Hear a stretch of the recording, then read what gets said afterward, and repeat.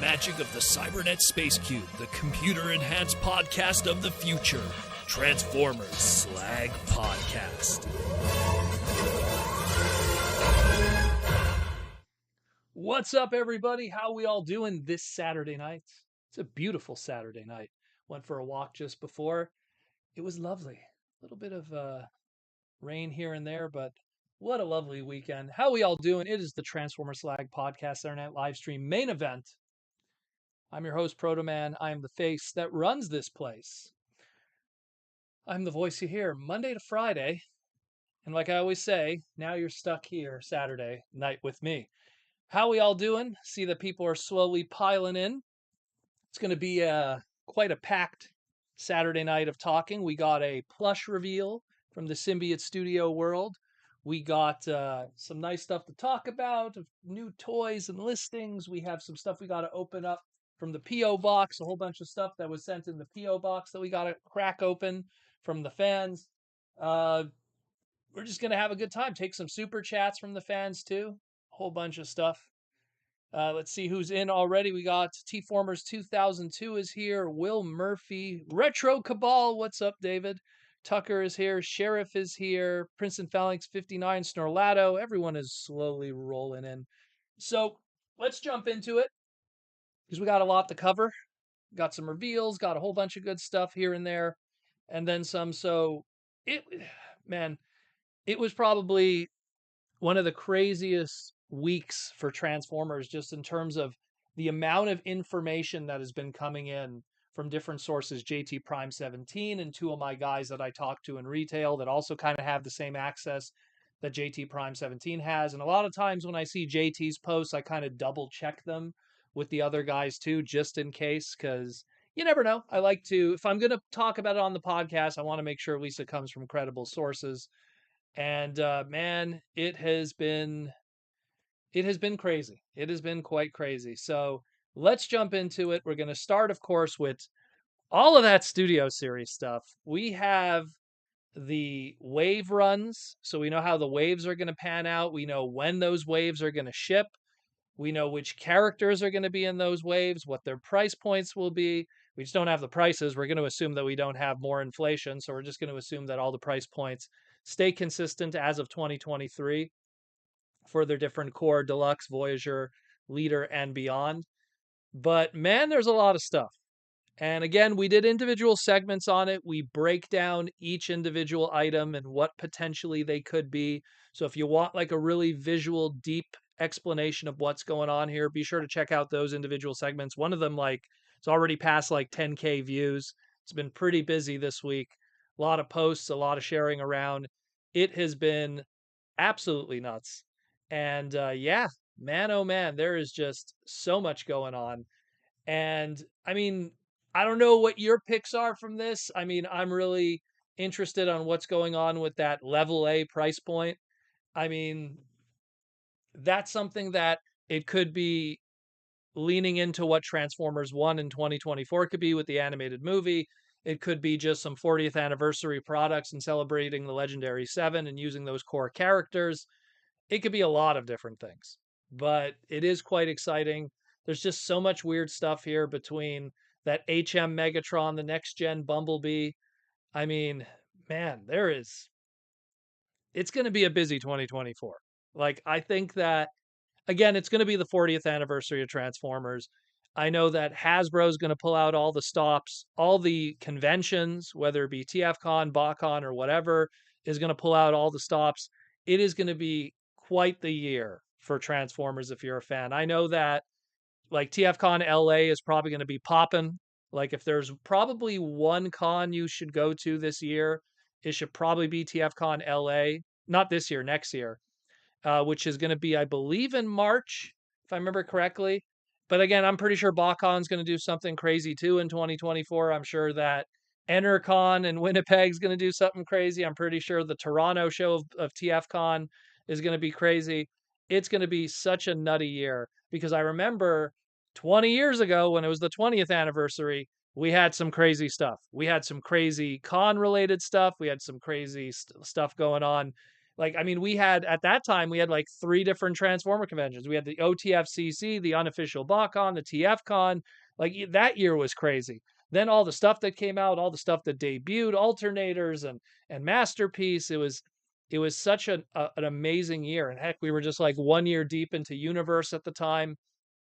It was crazy. So I could only imagine what we're looking at here just with Studio Series and what we're still leaving out. Because most of this stuff that we're looking at here, while it does cover literally the entire year of 2024, there's obviously going to be stuff that's going to be inserted here, some store exclusive stuff that we're missing, maybe one or two items that just don't have a name yet or code names or whatever. It's going to be nuts. It is going to be nuts. And I mean, it continues on when you get into even like, the Transformer Uni stuff, which I get a feeling we're going to know what the name is in September when we have the Hasbro PulseCon. Man, when we get Hasbro PulseCon, everything's going to be laid out. Like we're going to learn Legacy's name. We're going to learn what the HasLab item is going to be. It is going to be crazy. We have the Star Seekers stuff that's going to be the next exclusive line through Walmart, which probably is going to lead to people getting opportunities to finally get Cosmos. That's my firm belief.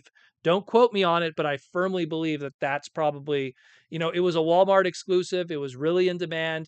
Hasbro saw the writing on the wall. And I mean, it just makes sense to throw that as one of the deluxes with the Star Seekers here. But, so if you didn't get a Cosmos, wait out, people. Don't go on eBay or something. You will get an opportunity. And man, it is a stacked lineup. It is crazy how busy it is. I mean, everything is represented. Beast Machines is there. Technically, video game stuff is there. Robots in Disguise stuff. I mean, it's not Robots in Disguise 1.0 and 2.0, 2001 and 2015. Everyone quote him on that. Nah, please don't. Just take. I give advice, but when I say don't quote me on it, it's because I can't say 100% something is going to happen. It's just a gut feeling, and it just makes sense because it happened with Cosmos in the past. They did those Generations 2 packs, which were, I guess we'll call it what was a core class back then, but they called them Legends. Um, a scoutish legend kind of scale figure that came with a little Micromaster, Minicon deployer, whatever they wanted to label it at the time. They did an Optimus, they did, pipes, they did Swerve and Gears, and Cosmos was part of that. And Cosmos was a later wave one, came with a little shuttle Micromaster. It was tough to get. People really wanted it because it was the first time we had a Cosmos in a very long while outside of the legend scale from Universe. And they reissued it again in Titan's Return Power of the Primes. I remember it was plentiful in Toys R Us at one point. So the way I see it is they're gonna see the writing on the wall. So many people wanted that Cosmos. So many people were requesting it. I know that the live streams by Hasbro were inundated with people asking for it. So I would not be surprised. I would not be surprised. I lied. How did I lie? When did I lie? Keep in mind, everything I'm referencing here is all stuff that comes from credible sources. So it's not me that's lying. I'm just passing along the information here, but I have no idea what you're talking about. Maybe I did lie. Maybe I did. Maybe my name really isn't Proto Man. Maybe it's something much more sinister. But yeah, hey, we got Legacy. We got some Buzzworthy. We're going to get that Origins Wheeljack. So complete that set. I think all that's left at this point is Soundwave and a disc-shaped laser beacon. We pretty much have all our Cybertronians from Mortem Meets the Eye Parts 1. Unless you count, of course, the Tetrajets. But we've had so many different versions of those guys indirectly, whether it be Titaniums or even in a lot of ways what Siege was kind of trying to do. So we will see. We will see. But a lot of good stuff here. And even more than we had Generation Selects, more retro reissues going into the 40th anniversary stuff. Earthspark, even Earthspark stuff, more deluxes of that, which I'm pretty sure that's going to be some repaints of some Cyberverse items. I wouldn't be surprised, but there's a lot going on here. It is packed. So very packed. So very, very packed. And yeah, so let me know what you're interested in. Let me know what's going to be the big item here for you. What's going to be your go-to, your white whale? Assuming that Cosmos isn't one of these, or a reissue of Grimlock, which is another one I think might be happening through the Buzzworthy stuff, because Hasbro has addressed many times that they want to find an opportunity to reissue that Studio Series 86 Grimlock, and I think that the Buzzworthy Leader class listing potentially could be that. So another one too that if you have not picked it up, you will get an opportunity to pick it up cheaper than the crazy secondary market. So there's that too. It is a lot. A lot. Yeah, but let me know what you think. I mean, again, I did literally this past week, I did individual segments for everything with visuals and explanations and what's this character, what's this price point, what's happening with that. Go check that out after you're done the live stream. They're nice long segments, breaking it all up and making sense of it. So hopefully it's some good stuff. Next up, we got some waifu action. We finally got our very first look in hand, the final painted one. We had the art, we had the prototype. Now we have the final product of the Bishojo Starscream from Kotobukiya. And looking good with that nice tan color on her. I dig it. So this was first shown this weekend. This weekend, of course, was BotCon, but also in Japan on the other side of the globe was the Mega Hobby Expo, which had a whole bunch of stuff on display. And actually, it's Fan Expo in Toronto this weekend, too, our San Diego Comic Con. So it's been quite the busy weekend for people, depending on where you are in the globe. And it's one of those things that, yeah, hey, now we got our first look at it. Looking pretty good. The pre-orders for this will drop August 31st, Japan time. So let's just say like September 1st, our time. Go check out your local Japanese waifu figure websites. I do have my own personal choice for those, but they're not a sponsor. So you got to send me the money if you want me to say it. That's all I'm going to say to them. We don't work for free here, but yeah, man, I'm pretty stoked about these. I picked up the other ones. Didn't get Bumblebee yet. It's on the way, pretty much. But the other two I got, they're really good, and it looks like they're gonna do the other Seekers too with repaints and retools and new face sculpts, and the waifu collection grows evermore. It's probably gonna be the same MSRP as the other ones, depending on where you pick it up, 110 to 120.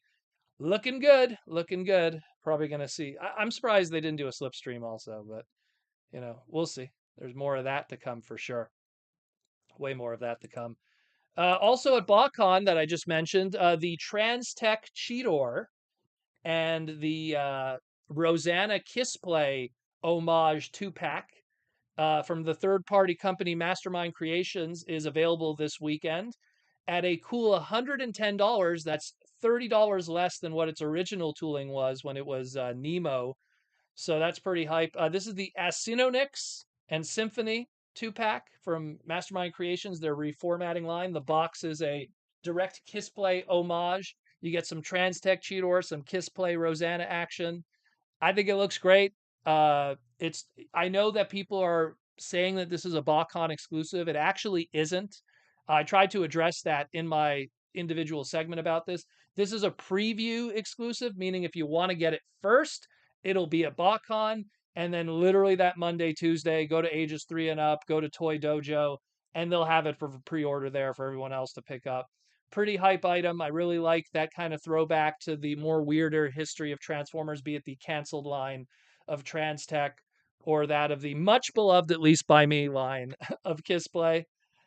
Um, yeah, I dig it. And again, $110. I hope they keep that price. I really do. If they could keep that price for the online version, I can't see why people wouldn't pick it up, because it's pretty much a Voyager class figure with like I guess I could say like the Scout class that we used to get back in the day, because that's how big the Eject one was. So it's like, between a Voyager and a Scout, so you're talking like $39.99 plus, let's say, what would a Scout be today? We don't really have that price point anymore. But let's say $12.99 and $39.99. So you got like 52, 53 bucks. And because it's a third party item, obviously there's the limited nature of it, the way more paint than a retail item. So you're paying a pretty good price considering what you're getting. And again, I don't normally talk about third party stuff. I'm usually not I respect what third party guys do in terms of their creativity, their engineering, but a lot of times it's just items that come out that I feel will get the Hasbro fix one day. And as someone that runs the charity auction at TFCon, every single time people are unloading their third party stuff once Hasbro makes that version. And then these items that people pay big money on become useless. Now, will Hasbro do Transtech? It's a possibility. Um, it's there. Those designs are so out there that I don't know what they could do with them afterwards. I mean, the actual Transtech Cheetor design with those huge wheels, if it's true to that original Draxall jump design, where do you go from there? Cheetor, and then you do a CAT scan and a Night Slash repaint. I mean, those don't even make sense because there's not really fiction to base those off of, anyways. A Tigatron version that's wheels like that. I don't know. The point is that to me right now, this seems like the best fix for Transtech to happen. And well, Kissplay, I feel, will keep getting acknowledged because we already got some acknowledgement through those Army Builder sets. And I'm pretty sure we'll see more Kissplay in the future. So stay tuned for that. But pretty hype otherwise. And that's it more or less for the news. We got some announcements that we got to do. So it's kind of sponsor related because Symbiote Studios, um, they're one of the sponsors of our podcast with the plush, the pins, and the t-shirts. We revealed the Optimus Primal. That was a San Diego Comic-Con exclusive. We revealed the Slag, Transformer Slag, get your own podcast plush in a lot of ways. We revealed that one, so that's something you could pick up. We revealed the Megazord T-Rex, I guess the T-Rex Zord, Dino Zord from Power Rangers. We revealed that one, but we got a new one to reveal today. We got a new one, so cap.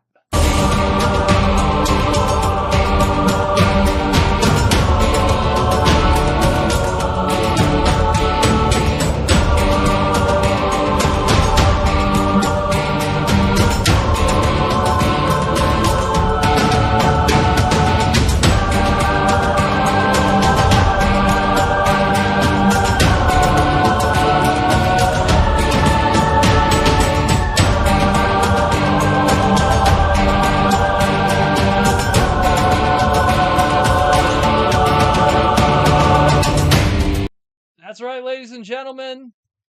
Ultra Magnus, the plush, is coming. G1 Ultra Magnus, Autobot City Commander, Ultra Magnus, the official Transformers plush from Symbiote Studios. We are now entering the Transformers the Movieverse, leaving that of Rise of the Beast and going into the 86 movie again. And this time we have Ultra Magnus as our latest plush with his very frowny face because he can't deal with that now. So pretty hype stuff. So Ultra Magnus will be joining. This will be an early 2024 item. What you are looking at right now is the early final test shot. There might be some subtle changes to this, but otherwise, this will be more or less the final product. So check that out, yo. I'm just loving the reactions. So again, this is how it's rolling out thus far. So for Wave 8, early 2024 will be Ultra Magnus. We still have one more to reveal for it, so stay tuned for that. Many more to come. Looking real good on the Symbiote Studios side, so be sure to check that out, yo. Again, symbiotestudios.com, the official plush pins and t-shirts of Transformers.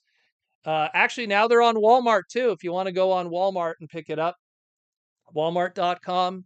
Check for Transformer plushes. Symbiote Studios is on there too. Um, Pretty awesome. Again, symbiotestudios.com if you want to get it direct and you don't want to waste your time. It's looking good in the hood. And of course, all the others. Got the Power Rangers, got the My Little Pony, got the G.I. Joe, the pins, everything. A lot of crazy stuff. Check it out, symbiotestudios.com. And again, thank you, Symbiote Studios, for being a sponsor of everything we do here on the Transformer Slag podcast. So check all their great stuff out again, symbiotestudios.com. And thank you for the reveal, a new reveal, the Ultra Magnus. We also got Seats. Check them out. Pick up your Transformer Seat. I got the Optimus here. Got the Optimus, the Bumblebee, and the Megatron. Lower lumbar support, magnetic clasps, interchangeable customization seating for your Transformer viewing pleasure. And of course, if you use promo code Protoman, you get 15% off your order. A lot of these seats have been going on sale. I know the Megatron sold out at one point. I don't know if the restock has come in yet. But again, andaseats.com. Be sure to check them out too. And thank you, Andaseats, for sponsoring this podcast. And last but not least, let's talk about Aaron Archer. So, the Toy Armada at Aaron Archer, the latest segment, has been up for a couple weeks now, the Beyblade segment. So if you were a kid of the early 2000s, Beyblade, the original plastic gen, we sat down with Steve Bono, Aaron Archer, and talked about how Beyblade was brought to America and some great behind-the-scenes stuff. A little bit of Transformer crossover, too, because Beyblade came to America because of the success of Armada. So it's a very interesting conversation. So check that out. And of course, Aaron Archer's new book, The Art of Transforming Robots, Volume 2 Color Edition. And look who just popped in. Look who just popped in. It's the birthday boy, which we'll get into in a moment. The Art of Transforming Robots, Volume 2, $20. And for an extra $15, you'll get sketched on the inside, whatever you want. Some brand new, beautiful art from Aaron Archer. Also, go check out his beautiful, I'm actually jealous that some people bought these because I probably should have bought them. His beautiful instruction sheet paintings. Go check that out on archermonster.com/shop. A whole bunch of them have been popping up. If you don't get them, they're gone. So go get those too. And last but not least, it's also Aaron Archer's birthday. So everyone wish Aaron Archer happy birthday today. Aaron is officially 13 years old. He was a fetus when he worked on the Batman series. And then he went on to create Mighty Morphin Armada Rangers, as you could see there. So happy birthday, Aaron, to yet again another year of creativity and awesomeness. And yeah, we're going to have some good stuff planned in the future. We got a con coming up. We got a lot of great stuff. So happy birthday, Aaron, and let's rock out the rest of this live stream tonight. We also got stuff we got to open up too. We got a super chat from Quick Randy, $5 super chat. Can't wait for how long. So I'll ask now, what play feature would you want to be permanent for all figures? Mine at least one Minicon port on. Also, BotCon was fun. Oh, you went to BotCon. You know what? I want to go to that BotCon. Like, I wanted to go to it. It was very interesting, the setup, doing it in the mall. The only complaint that I heard from people was during the panels, because it was in a mall, the acoustics were kind of weird. Because, when you're in a panel room, it's a closed room and the sound could bounce off the walls and people in the back. But because it was in a mall, the people who were in the back row couldn't really hear things. There was a lot of echo. But they said otherwise it was really cool. They loved the setup. They said it was a little kind of crazy finding it because you have to park in the parking lot of the mall and go up 2 floors to the third, fourth floor. But otherwise, I heard great things. A lot of cool, rare stuff was there. Um, I'm I wish I went, to be honest. I really did. Maybe next time. I saw people. There was people who were counted as guests who were an influencer. So I was like, maybe we could get in that way. Get me and Aaron in there. We'll have a nice little booth. We'll do a nice big panel and stuff. Some cool stuff. Maybe next year. Maybe for the 40th anniversary. Give us a little call, Bakan. We'll work something out. Have some fun down there. Wherever you guys will be. Maybe in the mall again, maybe not. But yeah, pretty hype. What would I like to see brought back permanently? Mini cons would be cool, but then they wouldn't make sense for like other stuff. Like mini cons should be a pick and choose thing for when you do Armada characters. Yeah, sure, do mini cons. The way I see it is one thing that I'd like to see come back, and it's just a personal opinion. I kind of miss spring loaded missiles a little bit. I mean, I was looking at like, Unicron trilogy stuff, and even when you go into some of the beloved animated stuff and Transformers Prime, would it hurt to have a spring loaded missile once in a while? I know that, oh, now it's a little metal coil and that costs money, and they're trying to avoid the toyetic stuff and go more with the, like, I guess, like blast effects and everything. They rather do a missile like this that's on a blast effect. And I get it. It's better for photography. That's kind of the thing, is like, oh, well, it's better for photography. If you like doing photography, you want the blast effects more. But I think we've, like, I have a box, like literally like a box like this clear box. I'm looking at it right now. It's just filled with blast effects. Let me see if I can reach it. Yeah. Like just look at this thing. And it gets to a point where, I mean, yeah, they're great, but now I have so many. How many more do I need of different color waves of explosions and flames and everything? That give me some spring loaded missiles now. Give me some spring loaded missiles. I'd be down for those. That'd be pretty cool. But yeah, that's what I would go with. That's what I would go with. Thank you, Quick Randy, for the $5 super chat. And we got another super chat from Brainstorm 2002 for the $5 super chat. My birthday is Monday. Can I get a happy birthday shout out from you? I'm turning 21. Well, happy birthday to you, Brainstorm 2002. And if you're, in 2002, is that your date of birth? Judging by the fact that you're turning 21, although my math might be off on that, but that's still pretty hype. Hey, man, congrats to you. I wish I was 21 still. Those were some of the best years of my life. So enjoy them, my friend. You're now legal to drink in certain states, also, to my knowledge. So that's pretty cool. That is pretty cool stuff. Um, Again, happy birthday, man. And thank you for the super chat. You should ask a question too. I'd be down for that. Um, we got Juan Liams, who retracted his question, but he still gave the super chat. Juan, what do you want to know, brother? Ask the question, Juan. We say something. Say something. Um, August 28th, 02. There you go. Math. Good math. Well, speaking of birthdays, we got some stuff we got to open up. This isn't my birthday. My birthday's in May, actually. Just sometimes the fans, in this case Mikey and Louie, when they send stuff in the mail to the Transformer Slag PO Box, they wrap it. So that way it makes it fun to open up stuff. So which one should I open? The obviously Funko box, because this is clearly a Funko, but they're probably going to be trolling me again. Although I don't know. And then this, I don't know, it's a comic book. It's hard to say. A picture. It's hard to say with this one. Which should I open up first? What else do we got to do afterwards? We got a few other things we got to do too. But yeah, Ashnod says he turns 40 in 2 days. I already turned 40 a while back, Ashnod. That's when you have to start really watching what you eat and taking care of yourself, you know? But I've always been an athletic and physical guy, so when I turned 40, it didn't really change much for me. Stayed in shape. Book shaped one first. Is that the one people want to do? The Funko one? So far, I got 2 for the Funko, 1 for the book. Imagine if it's a Funko box but not a Funko inside. That's what I'm imagining. That's what I'm imagining. Mikey and Louie tend to troll me a lot, so I wouldn't be surprised with that. We'll open the Funko first. So let's see. Obviously, it's a Funko box. Which one was it? I have no idea. Should the same character again from.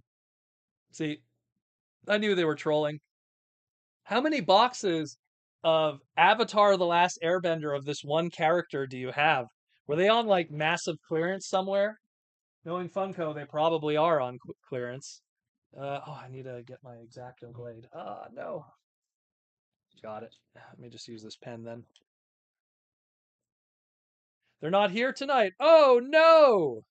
Well, they'll see it in the replay. If anyone ever asks, a lot of times people they ask me how come when the segment ends, it disappears temporarily. So because it's a 2 hour segment and there's a lot of images and footage and stuff that is put on it, YouTube likes to process it and look over it to make sure that like, oh no, maybe he put some licensed material. So essentially, usually the segment takes 2 hours to upload. Sometimes it takes 30 minutes. It really is up to YouTube. So if you want to see the replays, sometimes they'll be uploaded within a half hour after we finish. Sometimes they're uploaded in the middle of the night at 2 a.m. It really is up to YouTube, unfortunately, when they want to do that. But so there's something clearly in here. Let's open that up. See what's in here. What the hell is in here? Let's see what's in here. What do we got? What is this? Oh, snap. Oh, snap. We got a masterpiece. Does the light still work? Oh, battery's dead. A masterpiece Optimus Primal. Oh, snap. Oh, snap. Well, guess who's going to be displayed in beast mode now? He goes for pretty decent money now. Man, I got a lot of stuff here. A lot of packaging. Oh, wow. Look at you. Look at you. Look at you. Battery's clearly dead. He has the battery for the eyes.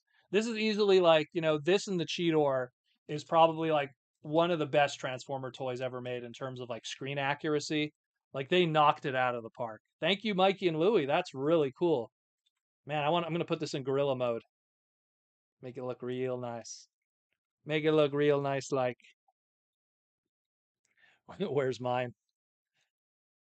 We will see. We will see. In the future. That is some really good stuff. All right, so let's open. Thank you again, Mikey and Louie. That's really cool. That's really cool. That is really, really cool. The gorilla. Alrighty. Oh, you got your question, Juan? I'll read it afterwards. I won't miss you. I won't miss you unless you post it right now, and we'll put this. Well, let's read some greens, some green ones. I don't want to miss anything here. Ah, miss anything. The mouse is all in the way. Yeah. Princess Falings 59 down in Texas visiting my son. Went to Toy Dojo store in Houston. I wonder if it was any good. I always hear good stuff about it. No hooker sniffing coke for Proto. Not today. Don't need any of that. Gotta skate. Peace out. Well, thank you, Tucker, for coming. Um, let's see. Any chance of a new Devastator, says Juan, for as a continuation to his super chat. I mean, look, that trademark has to come up again at some point. I really think, honestly, for the 40th anniversary, they're going to stick in something. I really do. Devastator, there's a lot of combiners. Their trademarks have to be used again. Juan did use a super chat. He didn't put the name in. He didn't put the question in. It was more up. So I'm kind of answering it for him now. If you want to ask questions, just hit that super chat or be a YouTube member. Those green names on the side, those beautiful green names. But yeah, I think we're gonna get a Devastator at some point because I'm trying to think. I'm trying to think of where else they might use it as a save because there is that PVC line that's coming from Hong Kong. If it has a Western distribution, we might be out of luck for a Devastator, but I mean, they should really do something for the 30th, even if it's reissuing the Combiner Wars one again, just so people could get another opportunity, or reissue like the San Diego exclusive that had the different head sculpt. Like, just do something like that in my opinion. But that's what I think. I think so. If not, we already got our movie one, so that's a whole other kettle of fish, unfortunately. So let's crack open this sucker. So let's see what this is. What is this? What is this? What is Kobe? Missed that one. So what do we got here? Is this a framed item? What is this? What is this? What is this? Transformers official bint worthless NFT image. Oh lordy, this is an NFT. Yeah, I own an NFT, people. Look at that. I own an NFT. Here, you take a screenshot of it, put it on your phone, and now you own the NFT. Good lordy. That's pretty funny. I like how pixelated it is, too. Go for that Proto Man 8-bit style. Fun fact, a lot of people always ask me, they always say, did you choose the Slag from Transformers Slag because it's your favorite Dinobot? No, actually. The podcast used to be called Canadian Slag, like more than 10 years ago. We're a very old podcast. More than 10 years ago, it was Canadian Slag, and the very first Canadian exclusive figure was Slag. It was the red face Slag, so it kind of had that name, combined with the fact that Slag is a swear word in Transformers, and it was just, we're just talking the Slag, we're shooting the Slag. That's kind of how the podcast evolved. And but technically, if I had to pick my favorite Dinobot, I don't know, it's a tie between like Sludge and Snarl. I like both of them. They're both cool. Maybe Snarl a little bit because he was my first Dinobot. My first Dinobot was Snarl. But yeah, hey, NFT madness. Should hang this up somewhere. Got to find some wall space. Maybe over there. Maybe over there. I'll see if I can hang it up somewhere. Does it have hangers on the back? Oh, it does have hangers. I'll see what I could do. I'll see what I could do. That's pretty cool. Thank you, Mikey and Louie. Thank you for the primal too. That's really cool. That's really awesome. Gonna put it in 8 mode. Got to dig up the instructions though, because that's a crazy one. We had a super chat that I missed one moment. Mayoral Fabrication. What's up, Mayoral? We were just talking before. Desaurus will come out soon. We don't expect Hasbro to release his wife, and probably not. That would be a long shot. And not to mention, because we don't have something she turns into, we don't have like something we could base it on. I have an idea. I'll bring it up in a moment. What toy would be good for convention custom class to make her? So yeah, actually, there you go. Because she's not really like here. Let's pull it up right here. By the way, pick these up if you ever get a chance, because I get a feeling when these go out of print, they're going to be very in demand, and they're pretty cheap right now on Amazon. Let's go to the end of victory. So referring to the crew over there. Come on, let's do that. There you go. So look at her wings on the back there. I imagine if we ever get Thunderblast from Cybertron, is she in the background there? You can barely see her. The bar's blocking her, but there's Thunderblast behind the bar of the display. Um, Thunderblast, known as Chromia in Galaxy Force. If we ever get that boat chick, um, I could see them retooling, her back of her wings of her boat mode, and you could do something that kind of looks like her, I guess. Obviously the belief is, well, if Deathsaurus is a dragon chicken kind of thing, then maybe his wife would be, but maybe his wife is a boat. Maybe his wife is something else. She's the real breast master, you know? So, but that's what I imagine. You could do something like that, and then we give an excuse to get a brand new Thunderblast. Because have you seen the prices of what Thunderblast goes for? Loose, complete. Oh my God! If I would have known, I would have like hoarded 100 of them back in the day. No one wanted that figure when it came out. I was like the only one that's like, female characters. She goes for like $70 now. Good lord, for an old deluxe Cybertron, where so many other Cybertron deluxes do not go for that, which is pretty crazy. So I would go for, I can imagine that's how you kind of work it in there, because she would have to be a smaller character. You'd have to do something that's a deluxe scale. Voyager, I think, would be too big for her. But if you do it at a deluxe scale, how many deluxe class dragons would you want to do if you do want to make her transform into a dragon? So it's something where I could see them doing the Cybertron Thunderblast, you get that trademark back in there rolling, and then you could also do some repaint retools. And again, Hasbro's always looking for a female character to insert in a wave. Look, like we got Filch. Filch is now been added to a wave because they want to just have that in there. So we'll see. We will see. But that's how I kind of see it. But yeah. So talking S podcast, shooting the S. Shooting the S, not talking S. Although sometimes I talk some S too. Prince of Phalanx 59, the e-tailers have physical stores. Toy Dojo, BBTS, Earth Entertainment, others have locations where you can go into. I know that Toy Dojo does. I know that Entertainment Earth does. I don't know about Big Bad Toy Store. I didn't know they had a physical store. And I've been pretty close with that crew for a while because they were sponsors at one point back in the day. So I didn't even know they had a physical store. That's pretty. If they do, I'd like to go visit it one time. I actually do want. I want to take a trip, probably to the States, maybe this week or next weekend. I don't know. I'm trying to figure it out because I've been wanting to kind of do some border crossing back and forth. Because here in Montreal, like go into the United States like a 30-minute drive from my door. Like I just go to Plattsburgh, New York. Yo yo, go check out some stuff. So I'm gonna probably go over there, but I want to do some more toy hunting in the States. It's been a while. Just before the big Orlando trip, if I make that one. I still have to kind of figure out some stuff with the Orlando trip for TFCon. That's a whole other discussion. Speaking of which, if you're watching Aaron Archer's live stream yesterday, he showed off this book, and I didn't know that this book was pretty tough to find. Um, Back when Armada came out, that was like right in the middle of my insane Transformer completist mentality, where I was like buying anything that had Transformers on it. Books, merchandising, wallpaper, candy, it didn't matter. If it was Transformer related, I bought it. I mean, I'm looking at a gumball machine. I might as well show you guys this. This is pretty rad that I have one. Grab it. Yeah.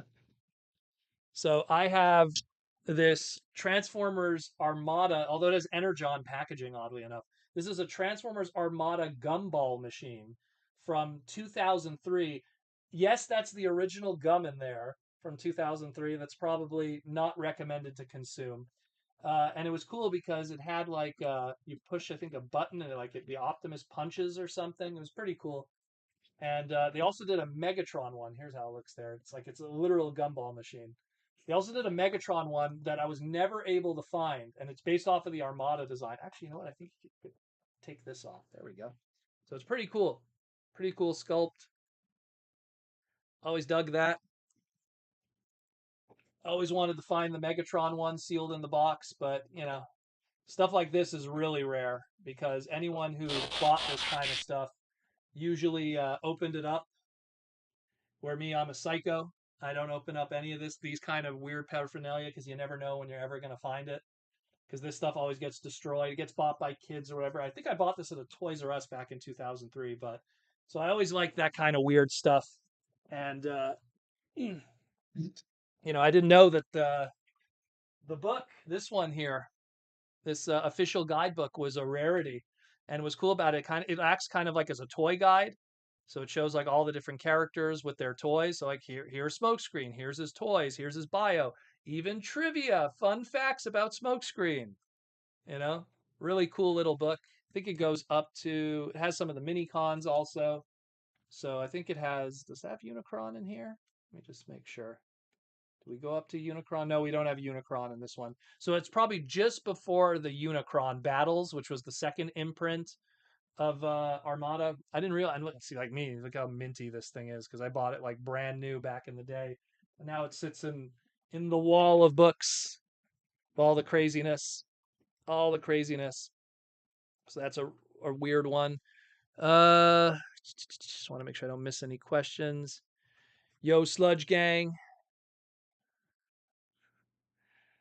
We got a gold super chat. Let's check out that gold super chat. MMA Panda. What's up, MMA Panda? Haven't seen you in a while. Haven't given a super chat in a while. Well, thank you for the super chat, MMA Panda. A gold one, too. Been watching the day after since I've been working nights. Oh, man, that sucks, brother. That sucks. It always sucks working weekends. I remember I remember the first time I only worked weekends once in my life, and then I never did it again.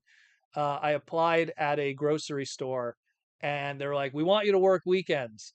And I did 1 week of it, and then I realized, I go to school 5 days a week, and then I was sacrificing my weekends, and the whole world was passing by. And I remember one of my friends was just like, "Bro, like, we only have high school once, we only have this once." And I was like, "Screw that," and I got rid of the job. And then I just figured I'll just work, weekdays during the summer and stuff. I understand if you don't have a choice, if you don't have a choice, I understand you have to work weekends, but man, sucks always working them. So many people are like, "Yeah, working for the weekend," and then the people who work the weekends are like, "Oh,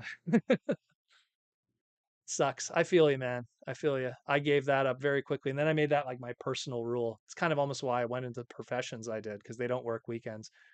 I wonder if they will make a Studio Series 86 Optimus Prime, bro. I honestly think 100% we're going to get something that is Studio Series 86 flavored, because for the 40th anniversary we have a leader class Optimus Prime. Here, let me pull up the listings here. On the Uni one, we got like a leader class Optimus Prime, and we got a deluxe class that's going to be some kind of 40th anniversary item. So it's very clear that something is coming.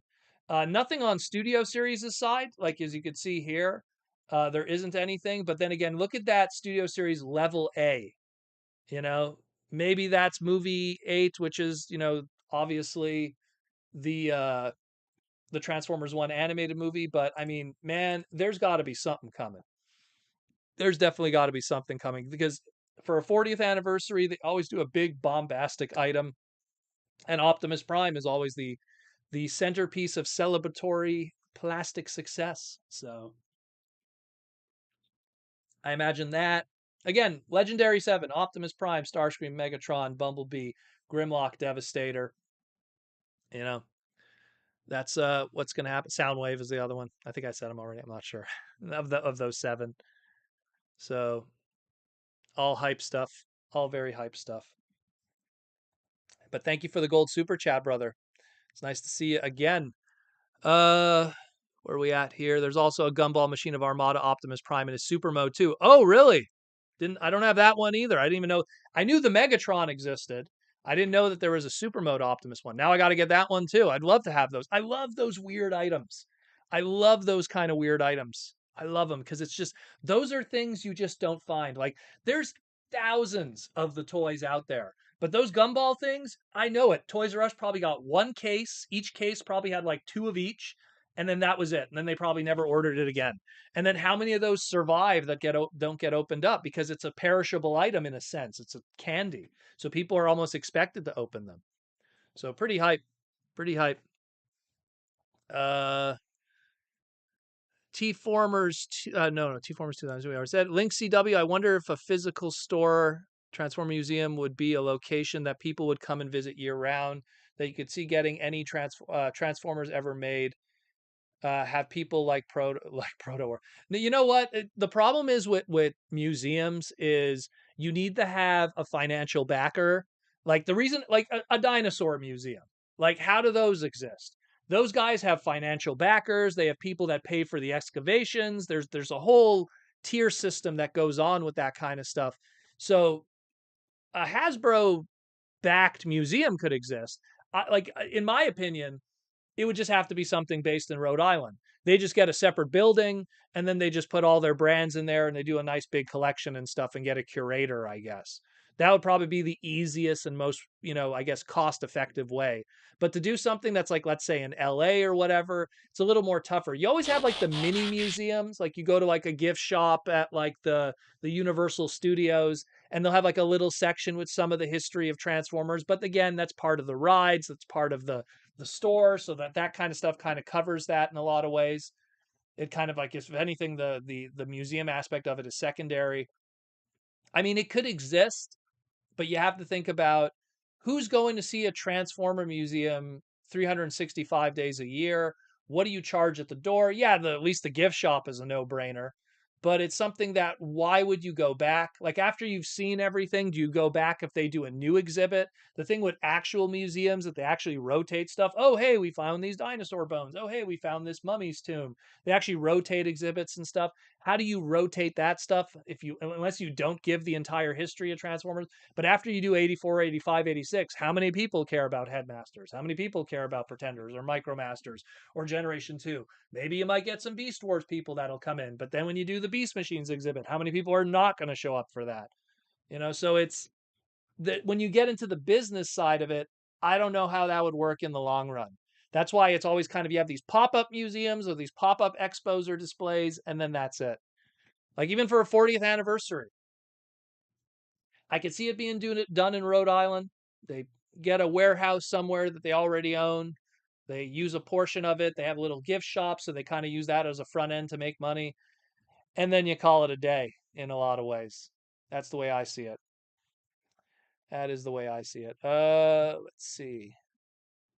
You got the Energon version of that book. I have that one too, actually. I have all of those. I have like so many of those wacky books. Guys, I'm telling you, one day I'm going to get a second camera. I'm going to wait for the next Boxing Day or Black Friday. I'm going to get a second one of these cameras, and we're going to do some crazy book stuff and package opening and everything. Gonna buy that, get some good stuff. Where are we at here? Black Crow, what makes a good Transformer toy at Hasbro's factories? I don't know what you mean by that. What makes a good Transformer toy at Hasbro's factory? Well, number one, Hasbro doesn't own the factories that they make Transformer toys. They're actually uh, commissioned through a third-party plastic manufacturer. Depending on what era of Transformers you're talking about, that would be in China, Vietnam, or Japan, or sometimes Macau back in the day. Macau, however you want to pronounce it. Look at your little Micromasters. It says it on there. But I mean, what makes a good Transformer toy? In my case, engineering and show accuracy. And those are the two ones I always kind of lean on. T-Formers 2002, I work basically every Saturday night, but still are able to listen in. I sometimes wish I didn't have to. Well, bro, one day you'll work up the ladder, and then you won't have to. And then you'll be able to relax. Uh, Have you thrown out your own ideas on the MAS Amazon capsule? Not yet. I'm actually waiting to talk about that segment for probably Monday or Tuesday. Again, if you notice I don't talk about a piece of news, it's because there's something about it that I still need to get more info on. And I know what you're talking about. It's the potential mayhem, let's put it that way, set that is rumored, but I want to talk to certain people beforehand before I talk about it. Because there's like, guys, you have to understand, there's a lot of stuff that's sent to me privately. Hey, I heard this. Hey, I heard that. Hey, I heard that. And there's a lot of stuff I kind of go, okay, let me make sure this is legitimate first before we talk about it. But yeah, we'll see. It's something that'll be a Monday, Tuesday segment if the info is straight, in my opinion. Joseph Verda with the $5 super chat. Is Rocklords remakes a nod to fans or texting to a reboot? Why not more GoBots? Well, we'll go to the second part. The GoBot thing is complicated because you can't use the designs 100% because the designs are technically owned by Bandai. What happened is GoBots used to be a line called Machine Robo. It was owned by a company called Poppy. Poppy years later got bought out by Bandai. Bandai owns the intellectual rights to those molds, those designs, and everything. And while Hasbro, while they bought Tonka, all they got from GoBots was the trademarks.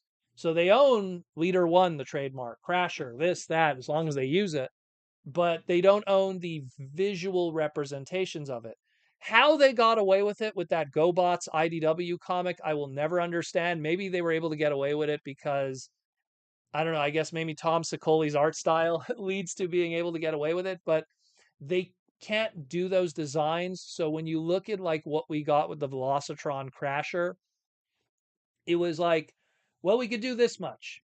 So if we do get more GoBots, they will happen, but they won't 100% look like their original counterparts.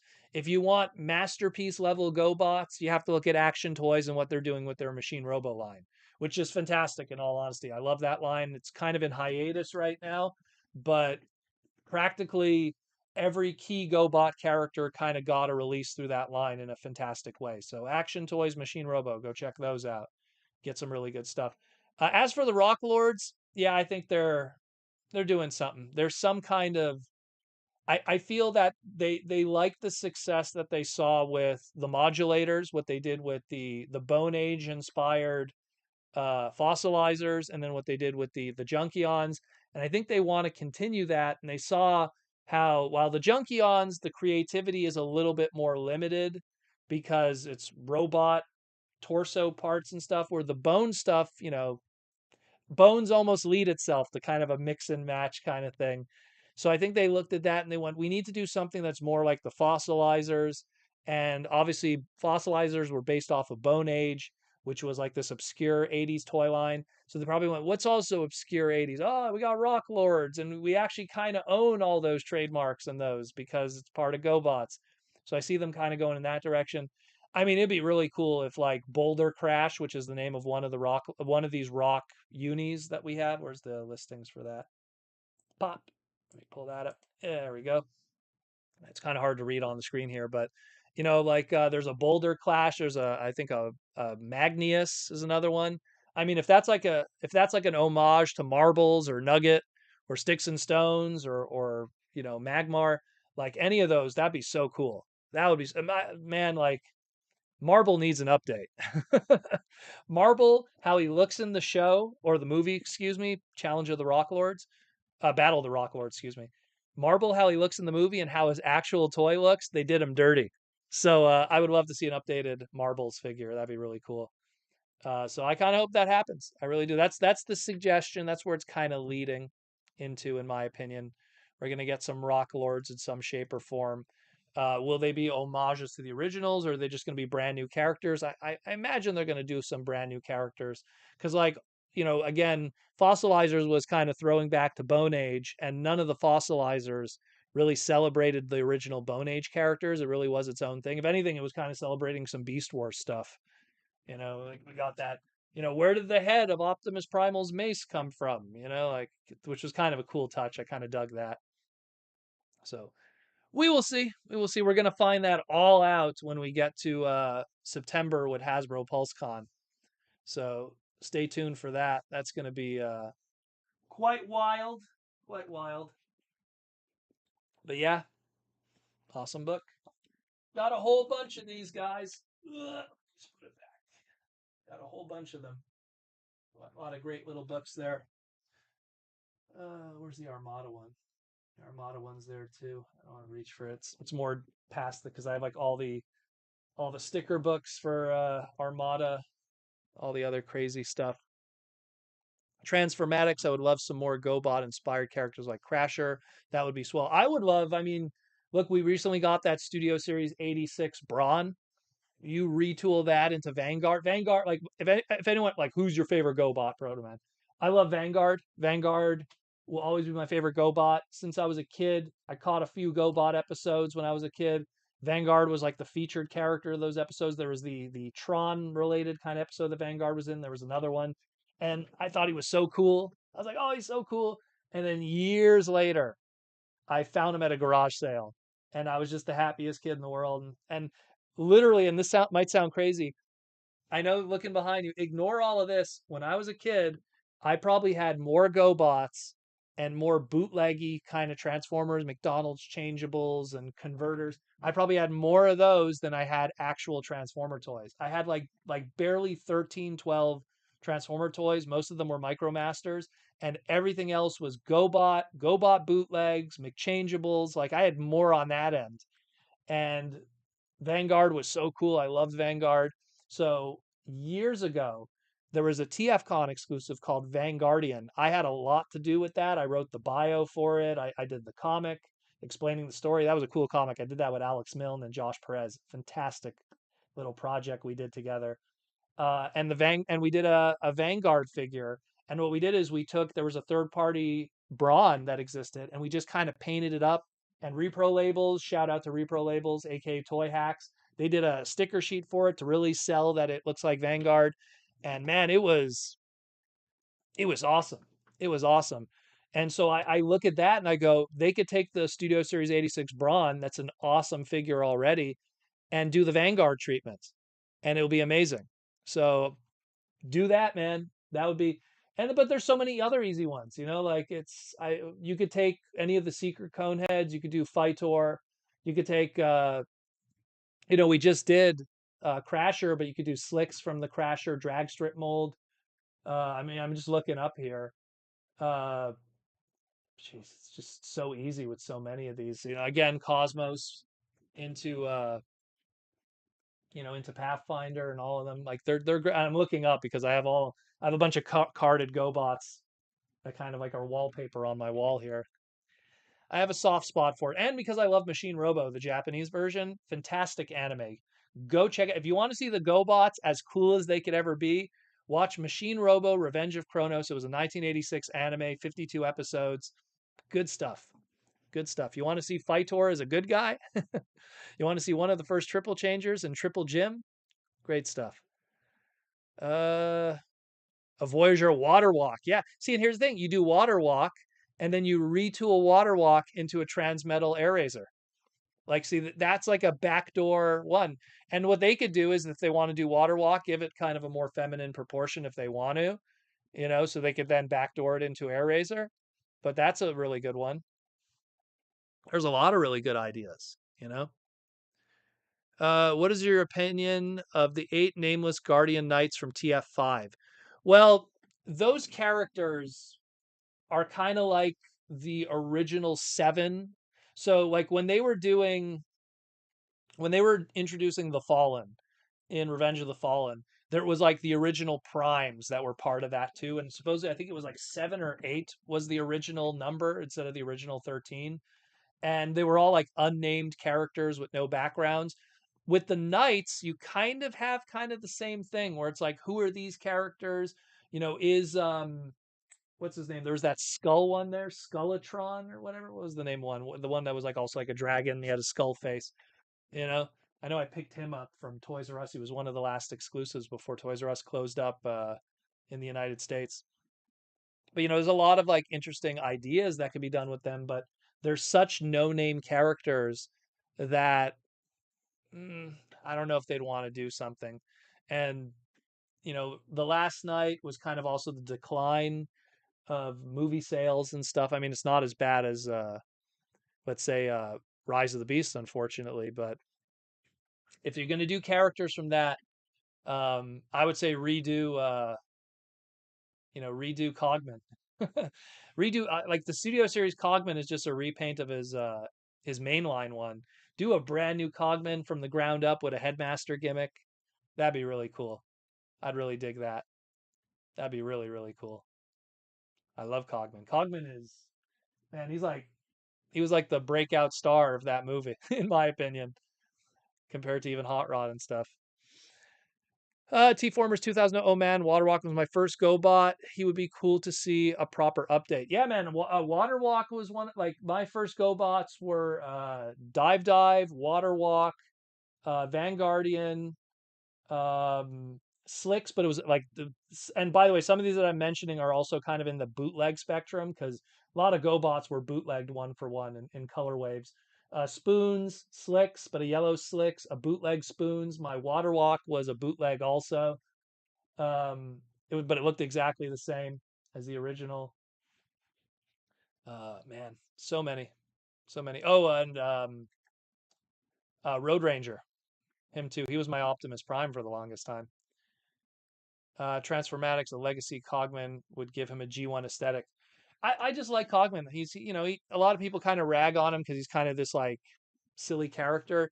But what Cogman did was, unlike every other Transformer that we've had in the past, with the exception of like maybe Frenzy, not Frenzy, Wheelie, is the smaller Transformers. So Cogman's like human size, at least most of the movie, and Wheelie is like a small transformer.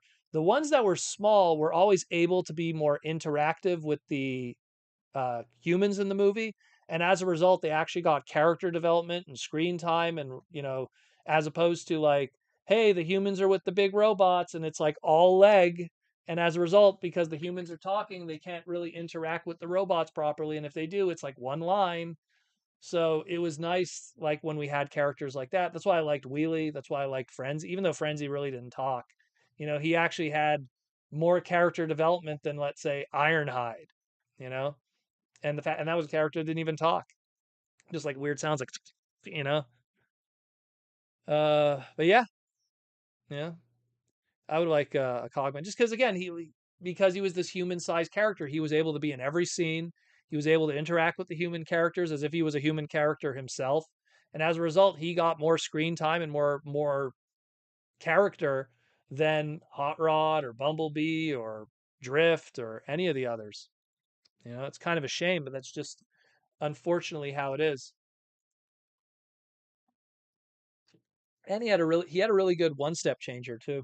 I remember I didn't get it initially in its initial run, and then one of the Japanese dealers at TFCon, who was a friend of mine, when he was closing up, he came up to me and he gave me the Japanese version, which is exactly the same, just has Japanese on the packaging of a Cogman. And when I opened it up, I was like, oh, pretty decent one step. They actually had to put a good amount of paint on it and stuff. Really good amount of paint. But yeah, if you want, like I always tell people, if you want like updated GoBots, you just look at what Action Toys is doing because they one for one are those original designs, but with like masterpiece slash classics level articulation and posing, and they're not that expensive either, too. Like when I say masterpiece, don't think like $100 a piece. Like some of them were as cheap as like $30, $40. I don't know about now in the secondary market with some of the older ones because I never looked. I just pre-ordered and picked them up, but it is what it is. It is what it is. Just trying to think of what else to talk about because we still got a good 45 left. We'll wait for some more super chat questions in the meantime. But man, oh man, thank you again, Mikey and Louie. This is awesome. I try with all the Beast Wars guys from Masterpiece, if it's affordable, I try to buy two of them when I do because the alt modes are just as good as the robot modes. But when you got guys like Megatron or Dinobot that are so expensive, to buy two of them, let's not talk about that. I'd like to pick up the one that is the new Tough Trailer. Yeah, so see in Tough Trailer, they showed that at I think it was the Hong Kong Action Figure Expo or whatever, like the HKAK or something like that. Um, but then everything kind of went into limbo. Like they were like, and same thing at geez, I want to say San Diego Comic Con 2019. They showed off a Turbo, and they never did it, and it never got released, which was like Supercar Robo as it was called in Japan. Like it had like an armor and everything that could be attached to it, and nothing ever came of it. I know that me and Jaws D, just to give you an idea of how old it was, like me and Jaws D did a segment on this podcast about it, and nothing ever came of it. So, oh, I'd love it if they did Battle Hacker characters. Again, Battle Hackers is the sequel to Machine Robo, but it's I don't want to spoil too much of the story, but it's kind of like its own little continuity in a small sense too. Battle Hackers has a lot of great designs too. Fantastic designs that could not be done back then. And I'm looking at my Machine Robo book that I keep talking about. I want to bust it out, but I'm not going to go reach for it now. I'll save it for another time. But a lot of great designs that couldn't be done with the engineering back then, but could be totally done today. Giants Bleeds, do you think we will get a toy version of Tarantulas in Legacy? You mean like the color scheme? I imagine they could do a buzzworthy Bumblebee.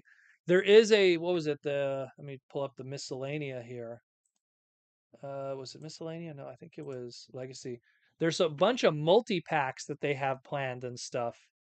So if there's some kind of multi packs that are coming at some point, I'm pretty sure they could easily go like, hey, toy act like they did with the Black Arachnia, where they did a toy accurate one in that multi pack.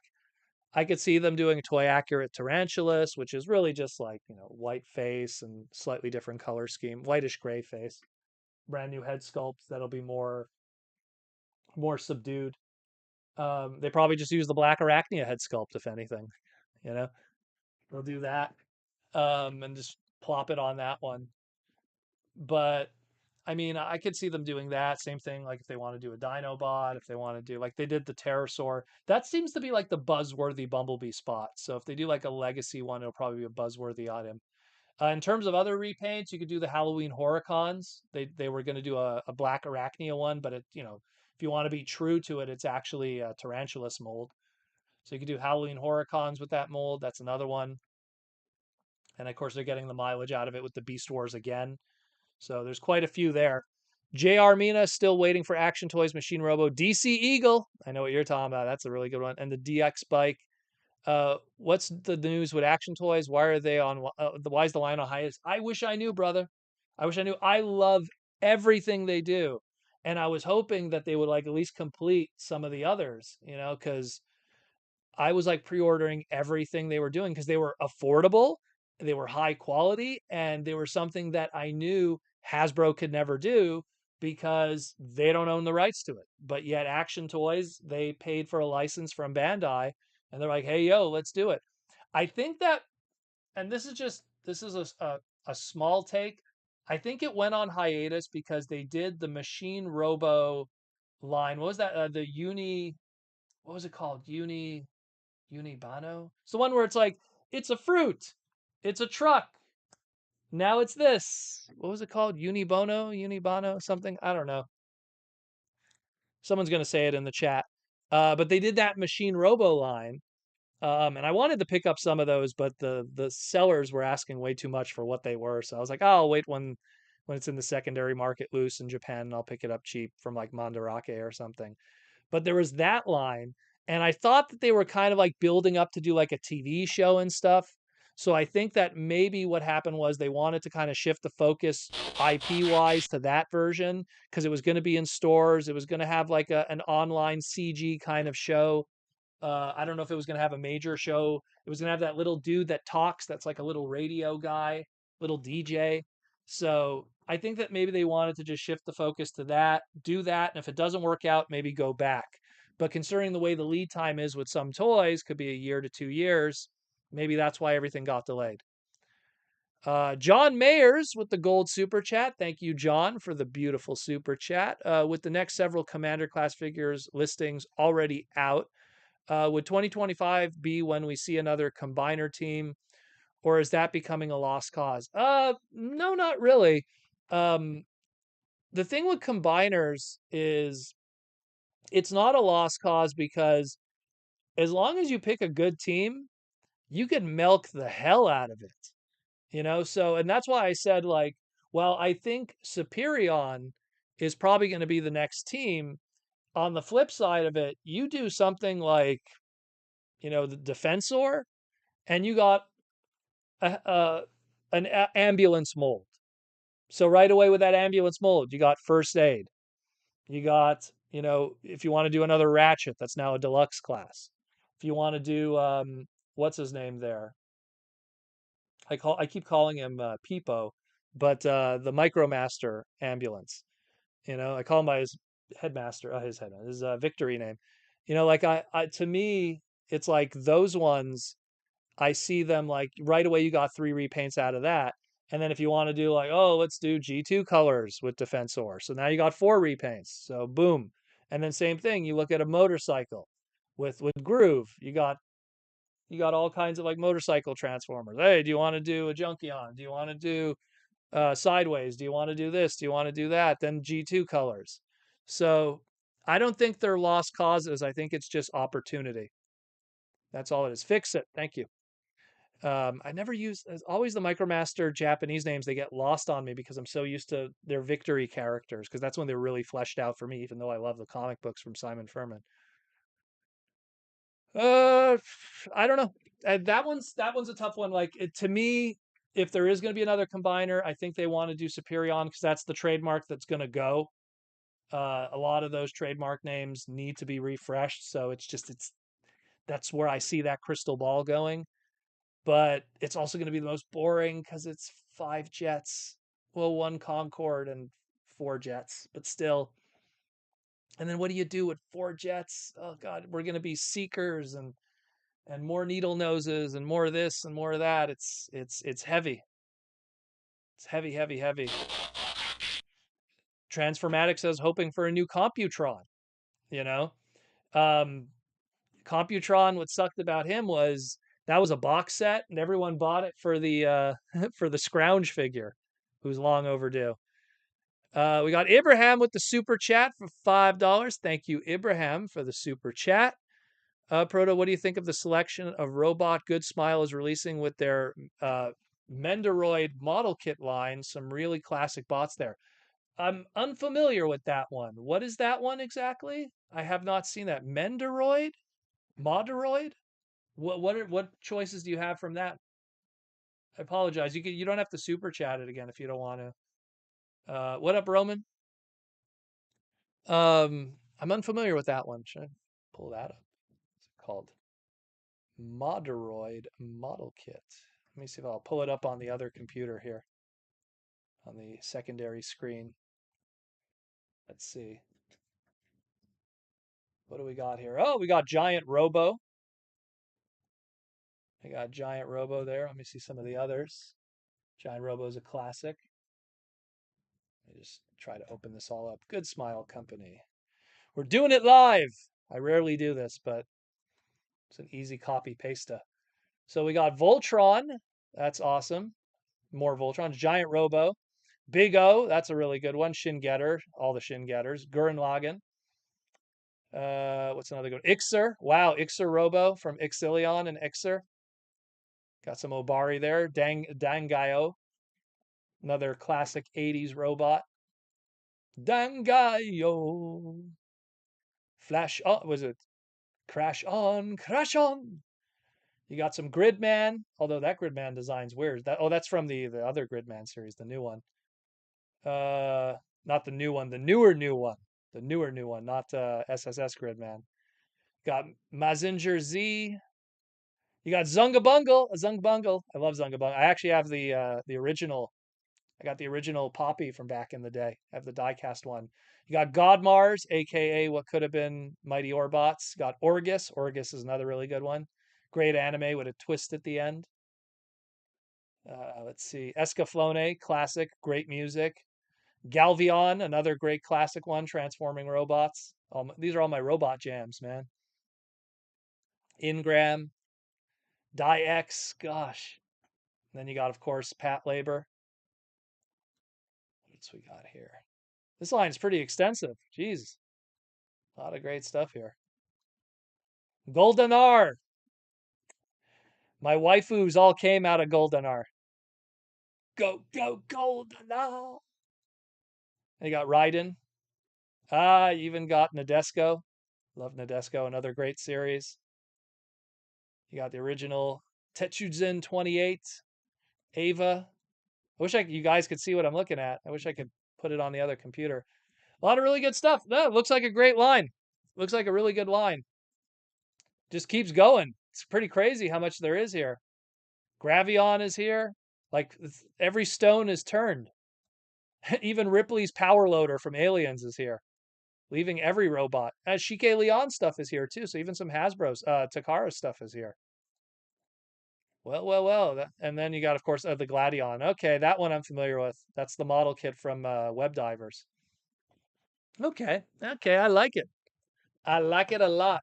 Let me get back to the chat here. There we go.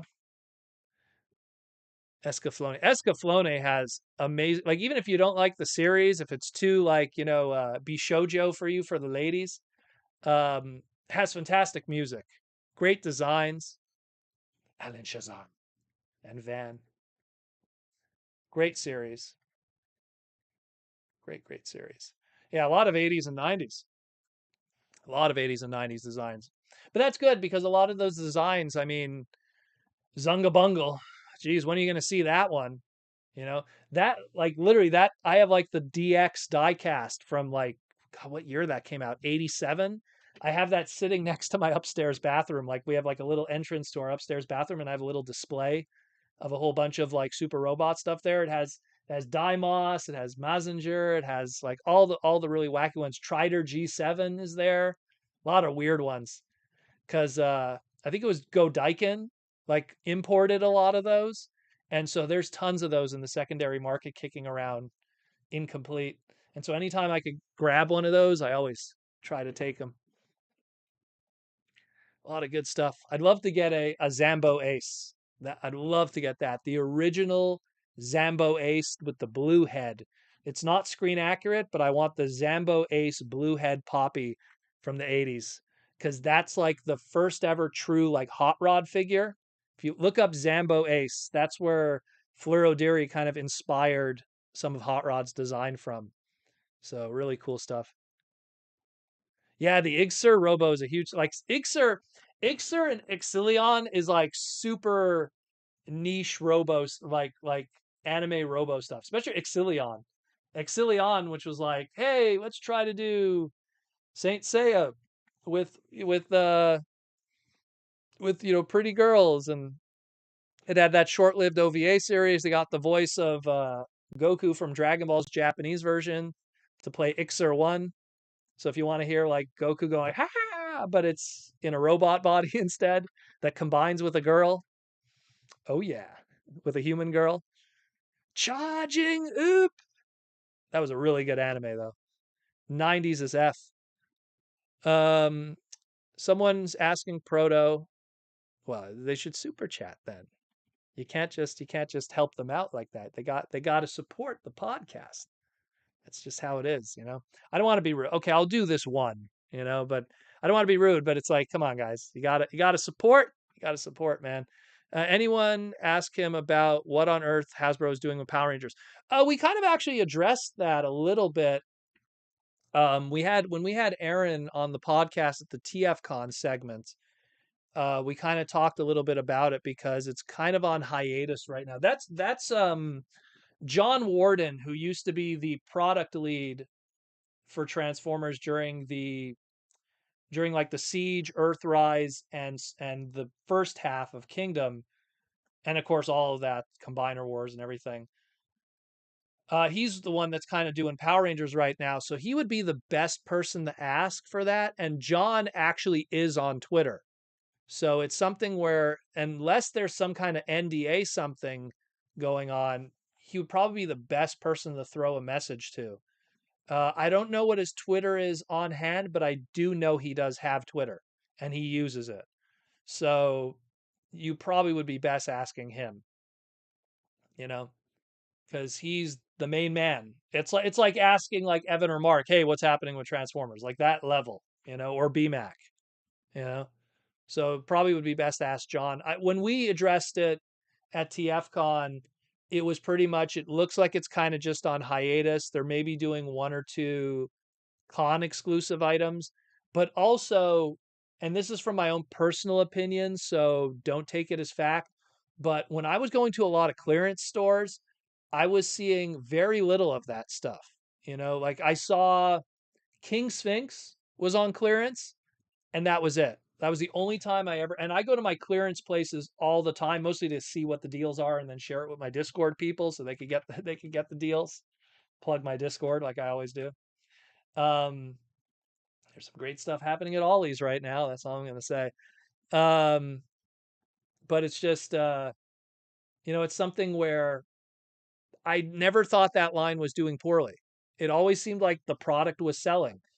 And when it was at Walmart or when I was at Toys R Us, that it was never clogged and nothing was ever on sale. So I always thought it was doing good. And I pick up this and that as it happens. They did the crossover with Street Fighter. They did the recent releases of the whatever you want to call it, like just it's Lightning Collection, but it's more just in a closed box kind of situation. So there's clearly something. There's clearly something still percolating, but they also have a new show that's coming out. So I'm pretty sure it's also them balancing mainline sell to the kids, but collector items. I'm sure we'll get an answer at some point. I'm a big Sentai guy. I'm a big Power Ranger guy. I always check in every so often and see what's happening with that. But on the inside of it, I don't know too much. I don't go that deep, unfortunately. Bigum with the question, hey Proto, do you know when Leo Kaiser's trademark is up so we could get a new one properly done? It was done, because I worked on that one. Um, Most of those trademarks were done. They were registered in 2016, so 4 years. So it probably expired and then renewed. So they have to do something by 2024. Which, in all honesty, that's going to be cutting it close. Assuming they refreshed it, I have to check the trademark archive to see if it's refreshed for Lyle, because it would be Lio Kaiser, Yellbat, Deathsaurus, which they did reuse because they didn't use Lio Zac. They used Deathsaurus for the centerpiece. Um, Eagle Killer and all them. I'd have to check. I'd have to check. I still have access to those from the back end, so I'll have to check and see, which I'm not going to close everything and open up Windows to the US Patent Office and figure that out right now. But if it was refreshed, they have until 2024. If they didn't refresh it, well, they did refresh Thesaurus, that's for sure. They used that one again. As for Lio Kaiser, I do not know. I do not know. It would be great though. It would be great. But I imagine if we do get a Lio Kaiser, it's going to be kind of like what we got before when I did the trademarking on that one and the bio, which is, hey, let's take this mold, that mold of all the other combiners, because Lio Kaiser is already kind of a hodgepodge of designs, just with the Breastmaster element, you know. So we'll see. That's a tough one to kind of answer right now because it's still in the distance. T-Formers 2002. I find it odd Defensor still hasn't gotten a G2 treatment. He was even left out of the CW. Yeah, I know. I found that weird too that they didn't do the Combiner Wars G2 Defensor because they do. I think that the reason why we didn't get a G2 Defensor with Combiner Wars is because all of those box sets that they were doing were not selling well for Toys R Us USA at the time. It was actually costing them money, Toys R Us USA. So they were just going like, they probably didn't want any more. And at the time, some of those were even Big Bad Toy Store exclusives. They got stuck with them. Look, Victorion was a box set. It didn't sell well. I remember that going on crazy clearance. Those G2 box sets, I don't know about those going on clearance. I did see them on shelves. Maybe they didn't do well. So if, and I always say this, if something sells well, they want more and they will keep doing more. Um, Companies, corporate, they're very transparent with that. Like I always say, like, you want the truth if a movie did well or not. Let's see how fast a sequel comes out. If they like slow down and don't do a sequel, it didn't do well, they lost money. And it's the same thing with toys. Like if something comes out and it does ridiculously well, they rush to push more of it out there. Look at like the 2007 movie and what they pushed out in 2008 just to get product out there because of how much of a gangbuster success it was. So I think that they did the G2 Superion, they did the G2 Menasor, and then they did the G2 Bruticus, and I think none of those found their audiences. Combined with Victorion, which I could confirm going on clearance, and they probably went, oof, let's dial it back. And again, Toys R Us was going through financial problems, and they're usually the best place to have those big box items. So hope that kind of answers that a little bit, steers you in that direction at least. John Mayers with the $5 super chat with the new comic book series at a new publisher, Image. Is there a chance Hasbro will reboot the whole universe like Flashpoint, New 52? It is going to be a brand new universe. It's the Energon universe. It's a brand new G1 continuity under the writers at Image. So stay tuned with that. And it's looking pretty good. Void Rivals issue number 3 just came out a couple days ago. And I read it, and goodness gracious, I don't want to spoil, but if you're a Transformer fan and like little cameos and stuff, check it out. Check it out. Void Rivals number 1, pretty tough to find. It's on its 3rd printing right now, so you might have to pick up the 3rd printing. Second issue is out there. It's already going on its 2nd printing. 3rd issue is out as of this past Wednesday. Go check it out. And then in October is going to be Transformers number 1. So good stuff. Good stuff. It's out there. Pick it up. Support your local comic book store and pick up an issue. I could understand if you want to wait on Transformers to save money and stuff. Hasbro's not hurting, but your local comic book store, Walmart's not hurting, but your local comic book store, those guys need, your support and to keep going. Those guys, they can't just sell Funko Pops forever. You know, pick up a book. It does picking up one 3.99 book does wonders for them. Trust me. Always support your local comic book store. Always. And don't leave them hanging either. I hate it when people do that. The Twins Corner. What's up, Twins? How y'all doing? How y'all doing? Excited for that Trans Tech Cheetor MMC is for the win. Yeah, man, that stuff is pretty hype. I love that. I'm almost buying it more for the box. I'll be honest with you. I liked the idea. I liked the Kiss Play Rosanna. Like I have a little, there's my Kiss Play shrine over there. Every Kiss Play toy ever. It's all there. It's kind of a little blurred out a little bit, but so there's Rosanna over there and all the others, even with the boxes and the CDs. Um, I love Kiss Play. So right away I was just like, oh, the box sold me. I just want to put it up there with the others. And Hasbro, yeah, Hasbro one day will do some Kiss Play stuff, but I mean the way that I see it, you know, might mean not in the same way we hope. For us weirdos who like Kiss Play. I'm a normal dude who has, a normal life and I love Kiss Play. I'm not some weirdo. Yeah. Like I just love Kiss Play. I love how weird it is. And Transformers needs to have different kinds of things, and being weird is one of them, and I'm totally cool with that. Uh, Bigums, I wish I had a local comic book store. Well, you and James Roberts. That's the irony.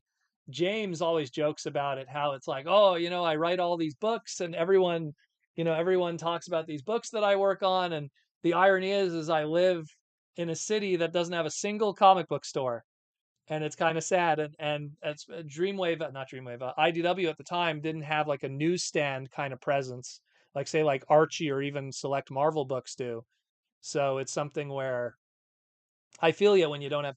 I mean, look, I'm spoiled in a sense. I live in Montreal, which is one of the coolest, biggest cities in the world. So it's the New York of Canada. So it's such a beautiful big city that has multiple comic. Like when Free Comic Book Day happens, I hit up multiple comic book stores just because I can.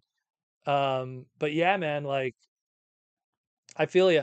It's one of those things. If you can't, then sometimes online comic book stores, they'll give you an opportunity to order online, and then you could pick up those books. And if you don't mind paying shipping, that's kind of the other option. You're lucky if you're an American.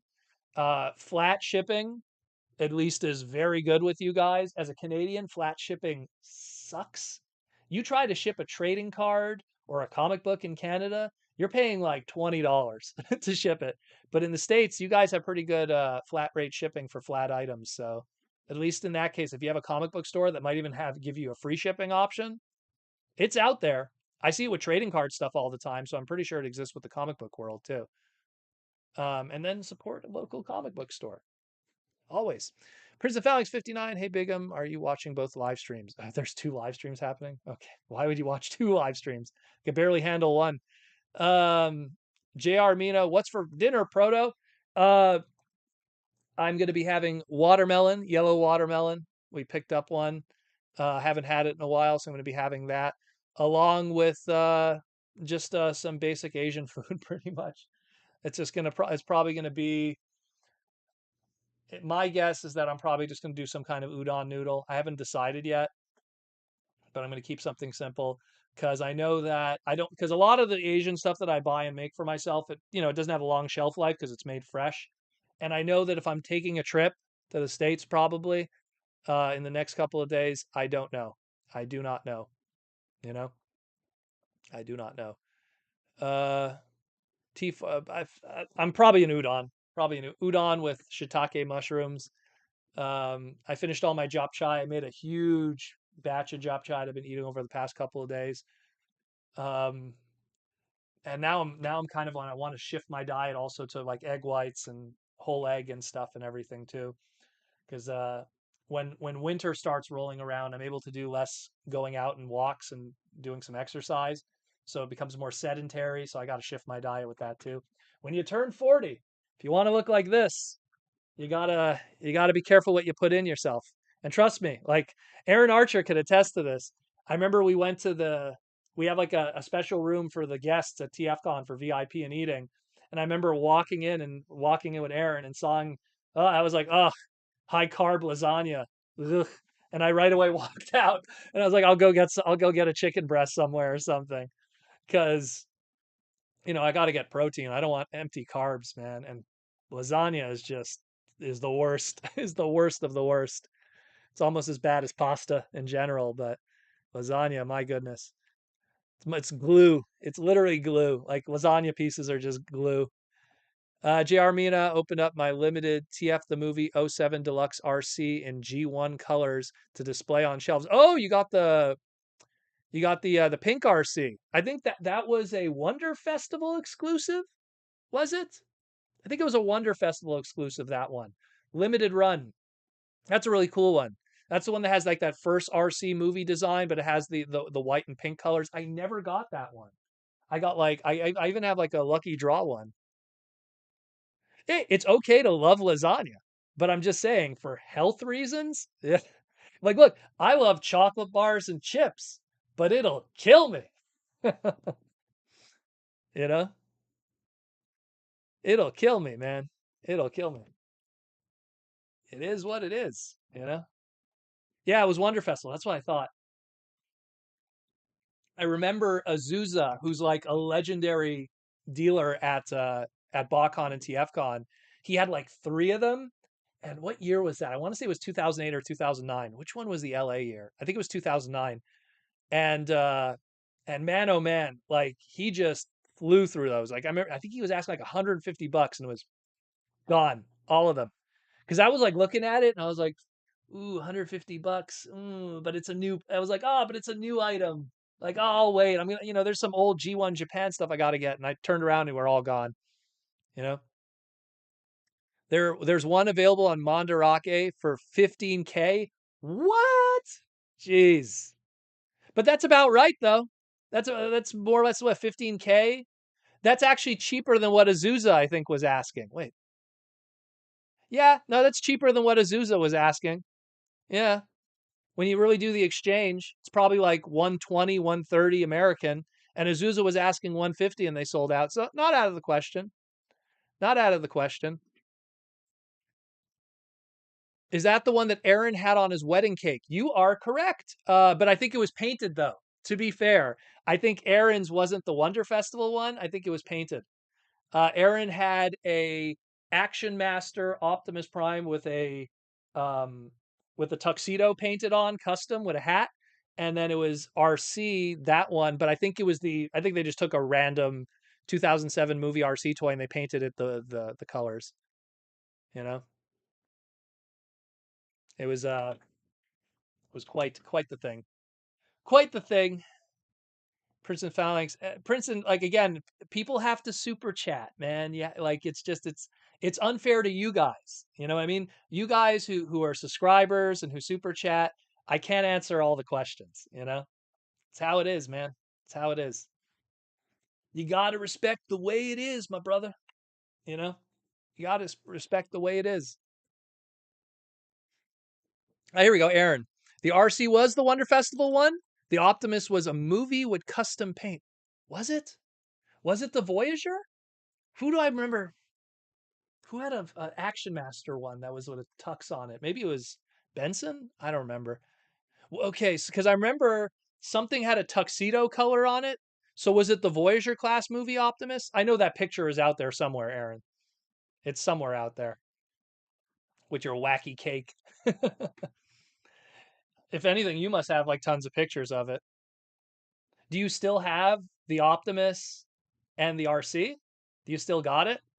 Because that'd be really cool to bring to a con and have on display. That's like a piece of history.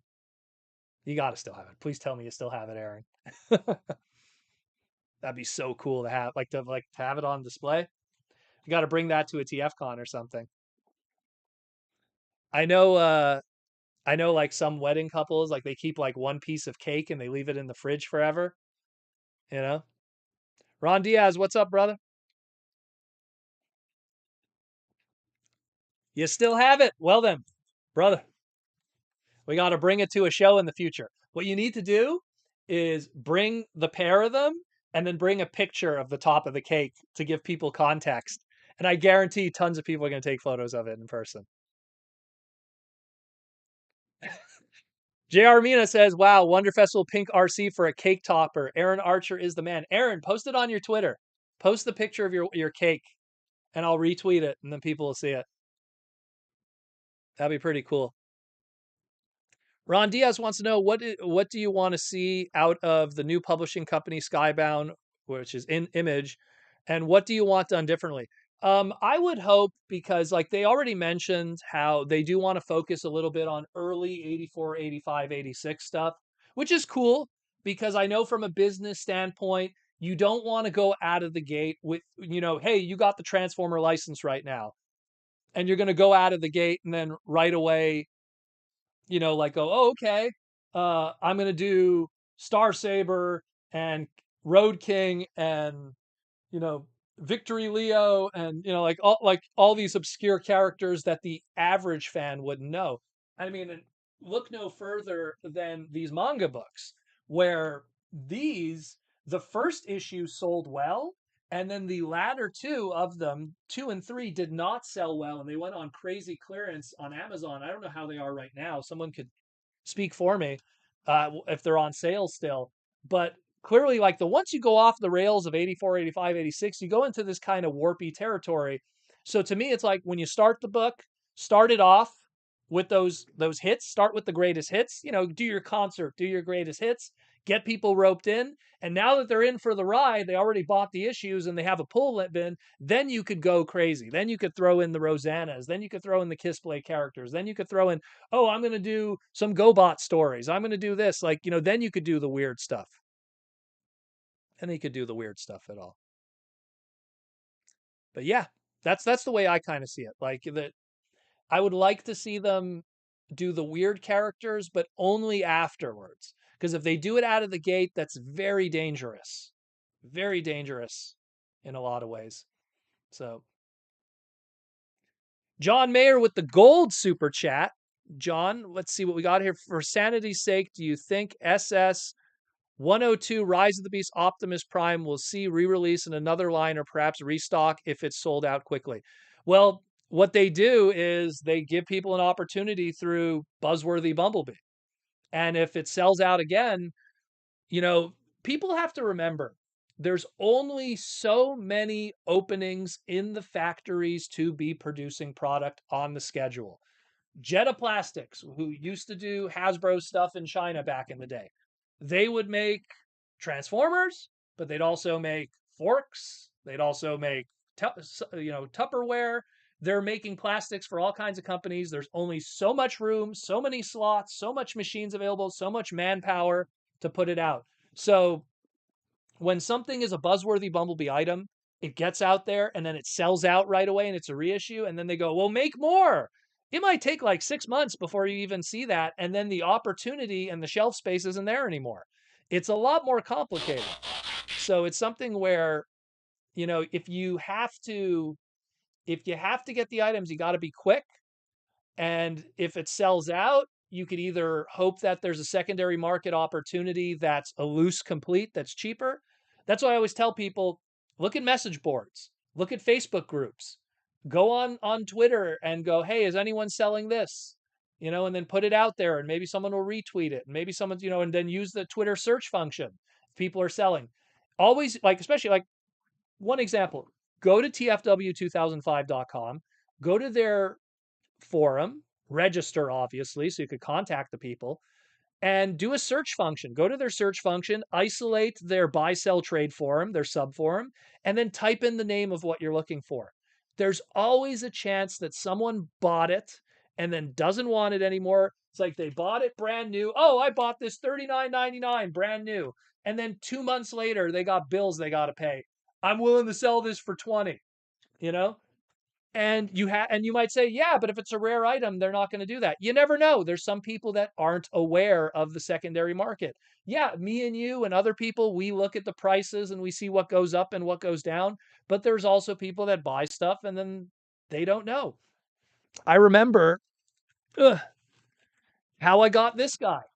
You know, this guy goes for insane money now. This is the Oracle Primus. You know, this guy, when he first came out, it went over my head. I was like, I'll get it later. And then when Sakamoto told me that he was going to be making this Primus, I right away scrambled, to pick him up.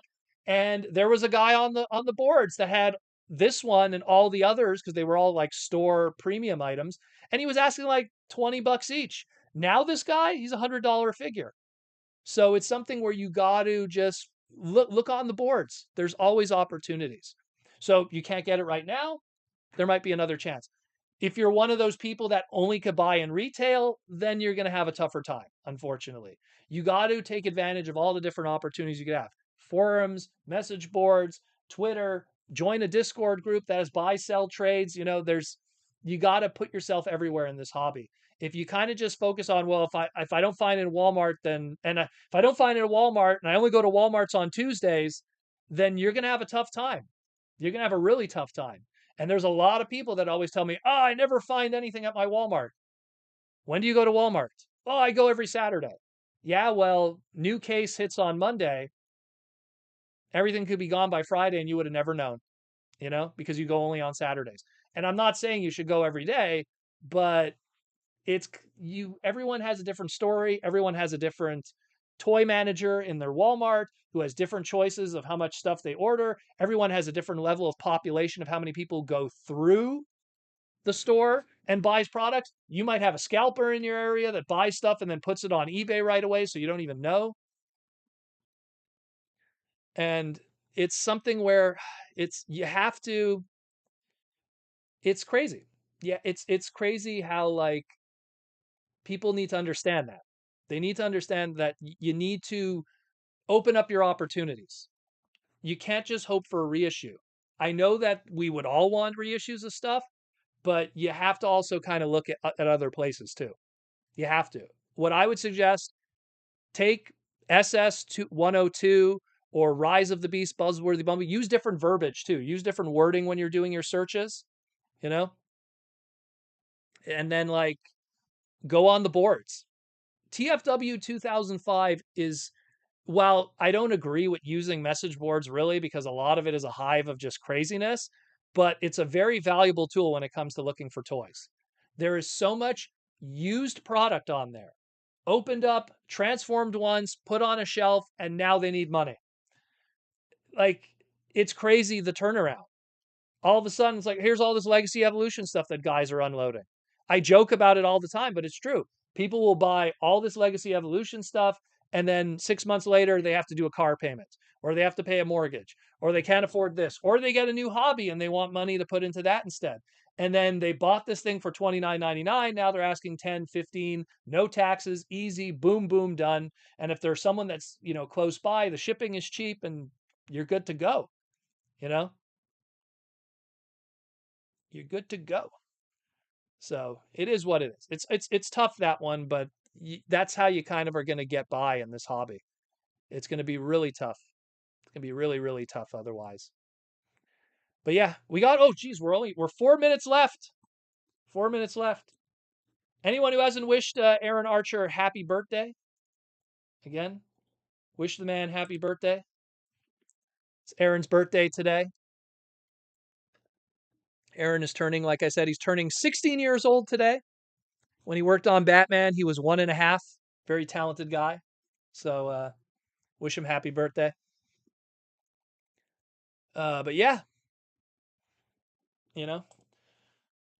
But I mean, that's again, if you don't like using message boards, at least sign up for them to use them for the tools, which is the buy sell trades and stuff like that.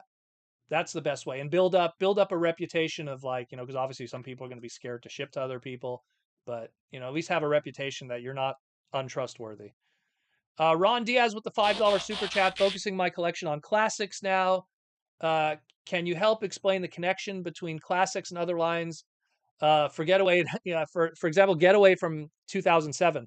So I assume you're referring to the Transformer Cybertron Hotshot that was repainted into Getaway in the 2007 Battle of the Allspark Walmart exclusive subline. That's a mouthful. Yeah, those were toys that were supposed to be classics toys that, because like I said, oh my God, 2007 movie is selling gangbusters. We need product. And that became 2007 movie product instead. There's a lot of weird stuff like that. A good example is, where do you put that bludgeon? You have that deluxe class bludgeon that, was part of, I believe, Reveal the Shield, it was. And that's technically a Revenge of the Fallen movie toy, but everyone puts it in their classic collection, you know? So it is what it is. There's all the happy birthday, Aaron Archers. There you go. It's Aaron's birthday today. Wish him a happy birthday. He made all of the toys you love. So the least you could do is wish him a happy birthday. He turned 1.5 today. Keep changing the number. But yeah, I mean, the connection is just, there was a lot of those, and I'm looking at them because I bought them too. There was a lot of those 2007 movie toys. There were some that were Revenge of the Fallen that were supposed to be classics, Universe 2.0, and they just threw it on Revenge of the Fallen.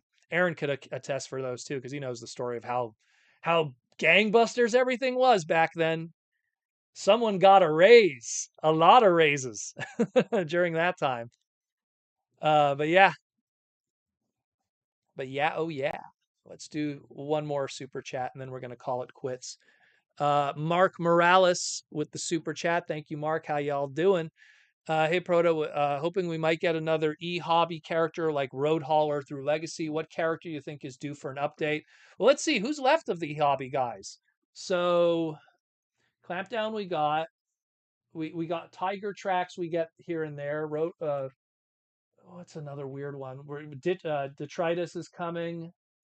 Uh, we got even Road Rage. We got that one.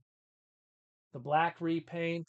I mean, do you want to count a gold Primus, which was technically not e-hobby? That was more of a lucky draw exclusive done through the magazine stuff through Millions. But yeah, I don't know who do we have left out. Sunstorm was an e-hobby. We could do the Insecticons. They did that weird Insecticon Diaclone color e-hobby repaint. So that one's missing now that we got those Insecticons. Get those Insecticon colors going. So that's kind of due for an update, I guess. We had the e-hobby exclusive Skids and Mudflap 2-pack. I believe there's that one, which was doing the Skids and Mudflap, but G1 tooling, but the Skids and Mudflap colors. And they're due for an update anyways. So if you want to get a Skids and Mudflap update, that's one way to do it. So there's that one. Man, you're making me think deep in the brain now. I got to turn my head. Magnificus recently got one. We got the GoBots. It's hard to see all the way over there. That gets blocked by the DTOF. I have my e-hobby display with the G1 stuff. I'm just trying to think of what else. The Laser Rod Ultra Magnus, that's another good one too. That one had the Matrix on the chest. There's a few. There's a few. There's a few. That's a few. The Skids and Mudflap will be good just because we haven't had a decent Skids and Mudflap update in a while. Even if it's a G1 flavored one, using those the movie colors, but and we have that mold. We got that Skids mold that they could just melt to death and put new tooling on it for like the 50th time. So that's one way to do it. That is totally one way to do it. Oh, Mikey and Louie, you're here. Okay, cool. I thought I missed you guys. Excellent. Excellent. But yeah, anyways, guys, we're at the 2 hour mark. Blue Megaplex Megatron. That I would like. I'd like him. Megaplex Machine Wars Megatron. Megaplex is such a weird character that I'd love to get more of him. Love to get more of Megaplex, especially like his Machine Wars incarnation. I'd love to see more of that. But yeah, guys, we're going to call it quits tonight. We are on the 2 hour mark. Thank you again for coming to the Transformer Slag Podcast Saturday Night live stream. Thank you for giving Aaron Archer a lovely happy birthday. Go check out his live stream that he did yesterday. He talked about mini cons and Transformers and this and that. And Oh, the book I put away already. So go check out his. He was talking about Armada and some cool stuff too. Go check out his art on archermonster.com/shop. Get some cool stuff too. Check out Symbiote Studios and our beautiful reveal today of our brand new plush. I don't know if Mikey and Louie, if you saw it. Let me just pull it up one last time. Our Ultra Magnus plush. That is going to be coming out in early 2024, but go check out symbiotestudios.com and get your plush pins and t-shirts of Transformers, as well as a bunch of other great stuff from the Hasbro world. And of course, and the seats, making sure my spine stays straight at the ripe old age of 40. It's not my birthday, it's Aaron's birthday, but we're all old men here. Take care, guys. Thank you for the love and support. If you want to continue supporting the podcast, we do have a Patreon link down there. You could join the Patreon, gives you access to Discord, sales, all kinds of crazy stuff. I shipped out all the beautiful OptiNest Prime. This is the prototype here, but I shipped out all the OptiNest Prime to all the Discord people and Patreon people that qualified for it. So those will be in the mail, in your mailbox any day now. Actually, I shipped it out 3-4 days ago. So check that out too. A lot of cool stuff. But again, join the Patreon if you want to be part of that. If Patreon isn't your thing, you could be one of our beautiful green names here that we have, our Patreon, excuse me, our YouTube members. They're awesome too. Or you could double dip and do both. It's your call. Do what you got to do. Do what you could afford. That's what I always say. Thank you for all the love and support. I'm out of here. Take care of yourselves. Take care of your family. It's a beautiful, big world out there with tons of cool stuff. There's so much cool stuff that life is too short to enjoy it all to the max. There's no reason to be negative or hateful. I mean, there's so much cool stuff that why would you waste your time on negativity? Social media is a trap. It's just a tool. Like I always say, I use social media as a tool. Post stuff and get out of there. And that's what I'm going to do now. I'm out of here. I'm going to go play some video games, enjoy some amazing food, and take the day off on Sunday. And hopefully, if it's not raining, maybe play some basketball. I'm out of here. Take care. Love you all. I'm out.